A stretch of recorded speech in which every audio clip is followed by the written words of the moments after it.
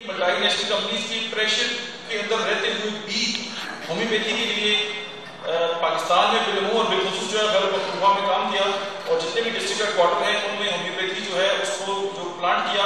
और आज हमारे बहुत सारे दोस्त जो है यहाँ पे मौजूद हैं और हमारे असिस्टेंट डायरेक्टर जनाब असदुल्ला खान साहब भी यहाँ पे मौजूद हैं। ये तो इसके लिए मैं जानता हूँ और इनसे जो मीटिंग्स हुई हैं उसमें भी हम समझते हैं कि इतना प्रेशर इन्होंने बर्दाश्त किया है और इस काम को किया है। हमारे लिए भी बहुत बस बात हो गई और होगी, लेकिन इनके लिए मेरे पास अल्फाज नहीं है कि मैं इनका शुक्रिया अदा करूं। आपका बहुत बहुत शुक्रिया सर कि आपने हमारे लिए इतना काम किया। टू द पॉइंट बात करते हैं सर। बात यह है कि कोई भी जब हेल्थ मिनिस्टर आते हैं तो मैं बार बार कह चुका हूं कि वो हेल्थ मिनिस्टर नहीं होता, वो एलोपैथिक मिनिस्टर होता है। और आप सारे लोग मेरी बात को मानिए, उसका पहले बाकी किसी का इलाज नहीं होता। वो आता है ब्यूरोक्रेसी का कोई अनुमान बनता है, एक तरीके इलाज को प्रमोट करता है, चला जाता है। आप होम्योपैथी की नाम लें, उनको एलर्जी है। आप तिल की बात करें, उनको एलर्जी है। उसकी वजह क्या है? उनकी नाअहली है। चूंकि वो नाअहल लोग होते हैं, उनको जो फीड किया जाता है वो उसी को समझते हैं और बाकी तरीकेकार को वो समझने की कोशिश नहीं करते। पूरी दुनिया अल्टरनेटिव मेडिसिन पे बात करती है और यहाँ पे भी एक बात, अल्टरनेटिव मेडिसिन का वर्ड जो है ना वो एलोपैथी ने हमें दिया है। जो दूसरी तरीका इलाज है उन्होंने दिया है। जो कुदरती इलाज है, जो चीज अल्लाह ने बनाई है, जो नेचुरल है, वो कैसे अल्टरनेटिव हो सकती है? वो तो बेसिक है। और जो केमिकल इंसान बनाए वो बेसिक हो जाए और जो अल्लाह ने बनाई अल्टरनेटिव हो जाए। पहले तो ये है कि ये डेफिनेशन ही गलत है सर। सबसे बात ये है कि हमारे जो कवानीन है ज़रा इंसान बनाते हैं और इंसान जो है उनसे गलतियां हो सकती है, क्योंकि इसके पीछे मफादात है। मैं मतलब बहुत लंबा एक्सपीरियंस है मेरा उस फील्ड के साथ, लेकिन चूंकि ये जल्दबाजी है, होम्योपैथी आज तक 230 साल से ऊपर हो गए हैं अपने मतलब के पांव पे खड़ी है। उसके पीछे जो क्रेडिट जाता है वो होम्योपैथ को जाता है, होम्योपैथिक कॉलेजेस को जाता है और अवाम को जाता है, जिसने डायरेक्ट ट्रस्ट होम्योपैथिक पे ट्रस्ट किया। और आज जो है इतना अर्सा गुजर गया, मैं भी आपके सामने खड़ा हूं, हम बैठे हैं, उसके पीछे जो कॉमन काज है वो होम्योपैथी है। इसको गवर्नमेंट ने सपोर्ट नहीं किया, इसको लोगों ने सपोर्ट किया है और उसके पीछे जो है होम्योपैथी की अपनी एफिकेसी है।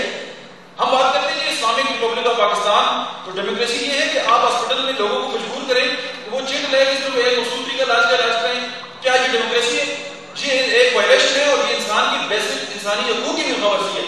मजहब होता है कि वो चिट ले, उसकी मर्जी है, वो मुंचत कराए, होम्योपैथी कराए या जिस तरीके इलाज के पास जाए। ये तो उन्होंने एक माफिया बनाया हुआ है। और देखिए आप लोग हमारे साथ खड़े हैं, हमारे सामने खड़े हैं और उस माफिया के खिलाफ है, चूंटी के साथ चाल से चल रहे हैं, लेकिन हम फिर भी हमारे दिल से आपके लिए दुआएं निकल रही है और इस पे बात होनी चाहिए। क्योंकि अगर जमहूरियत है तो फिर हर इंसान को अल्लाह ने आजाद पैदा किया और उसका ये बेसिक राइट है कि वो जो तरीका इलाज जिसको बेहतर समझता है वो कराए। दूसरी बात ये, आप ये देखें कि एक होम्योपैथिक मेडिकल कॉलेज जो है उसकी जो खिदमात है आप उसको उससे डिनाई नहीं कर सकते। इल्जाम लगाने, बातें करना, ये बड़ा अच्छा काम है। मतलब हमारे फाइनेंस मिनिस्टर यहाँ पे बैठे हुए हैं, मेरे जो बच्चे पढ़ते हैं उनकी जो स्कूल की एक माह की फीस है उससे कम फीस एक होम्योपैथिक कॉलेज की पूरे साल की। और उन लोगों ने जो कॉलेजेस के मालिकान हैं उन्होंने इतने कम पैसों में इन लोगों की पता नहीं कौन सा प्रेशर बर्दाश्त करके पाकिस्तान को 1.5 लाख होम्योपैथिक डॉक्टर दे दिए। तो ये तो बता दो इतना बड़ा कंट्रीब्यूशन है कि आप उनकी शुक्रिया अदा करें, फिर भी नहीं है। आप बताएं कि फाइनेंस में किसी भी कॉलेज के लिए कभी 1 लाख की ग्रांट आई? अगर कॉलेज को ग्रांट नहीं मिलती तो फिर उनको से चेक पे चेक, ये मॉनिटरिंग, ये करें वो करें। अब दुनिया में ये होता है कि जो एजुकेशन का जो कंसेप्ट है वो तब्दील हो चुका है। दुनिया में स्टैनफोर्ड यूनिवर्सिटी, हार्वर्ड यूनिवर्सिटी, जो बड़ी बड़ी यूनिवर्सिटीज हैं, उनमें जो बेसिक जो लेक्चर है ना, जो बेसिक क्लासरूम है, उनका कंसेप्ट ही खत्म हो गया।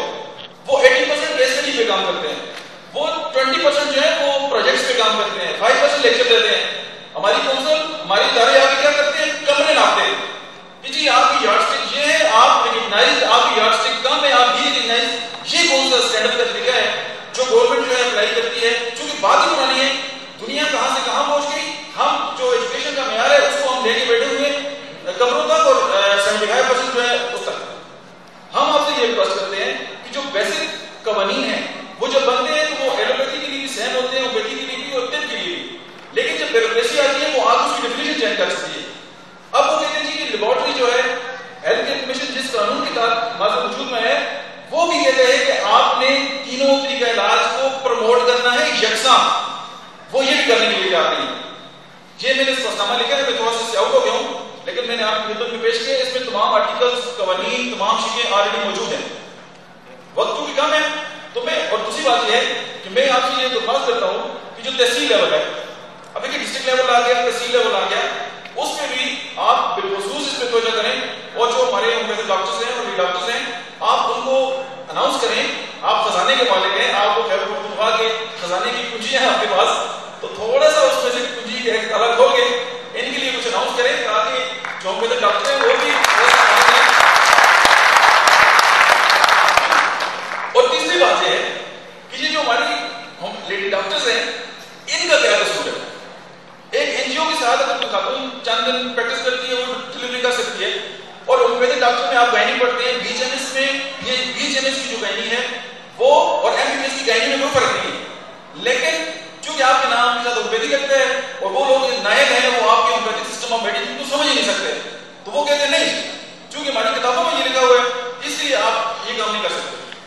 ये तमाम जो चीजें हैं वो रिटन सूरत में, और ये गवर्नमेंट की जो एक्ट्स हैं उसी में से मैंने ली है। और मैं इनसे रिक्वेस्ट करता हूं कि आप तहसील लेवल पे जो है वो सीट्स को अनाउंस करें, हमारे लिए डॉक्टर्स के लिए अनाउंस करें। और मैं तो कहता हूं कि एक डायरेक्टिव इशू कराएं सीएम से। और मैं दुआ भी करता हूं कि मुतल्ला मेरे समझ की हुकूमत बन जाए और इकबाल इस्लामी के लोग आ जाए, फिर हमारी बात ज्यादा आसानी से सुनी जाएगी कि होम्योपैथी को राइज किया जाए और एक पॉलिसी बनाई जाए कि एलोपैथिक डॉक्टर जब अपॉइंट होते हैं वो हजारों में होते हैं, उसके साथ 33% अगर होम्योपैथ को भी मौका मिले काम करने के लिए, तो ये आवाम के लिए भी बेहतर होगा। और लोग चाहते हैं, और आप मतलब है कि जबरदस्ती अगर किसी से एक ही इलाज की ट्रीटमेंट कराते हैं और फिर आप ऐसे कवानीन बनाते हैं जिनका कुछ सिर पैर नहीं होता, अल्ट्रासाउंड नहीं कर सकते, लेबोरेटरी टेस्ट नहीं कर सकते, उसकी वजह भी एक खास जो माफिया है उसके हाथों को मजबूत करना है। अब एक होम्योपैथिक डॉक्टर है, उससे सारा कुछ पड़ा हुआ है, वो अपने नाम के साथ लेबोरेटरी क्यों नहीं अपने नाम के साथ रजिस्टर करा सकता, ताकि वो चाहते हैं कि एक मखसूस तरीका जो है उसको नवाजा जाए। मैं कंडेम करता हूं और मैं रिक्वेस्ट करता हूं कि मैंने जो चंद गुज़ारिशात पेश किए तमाम डॉक्टर की तरफ से, आप इस पे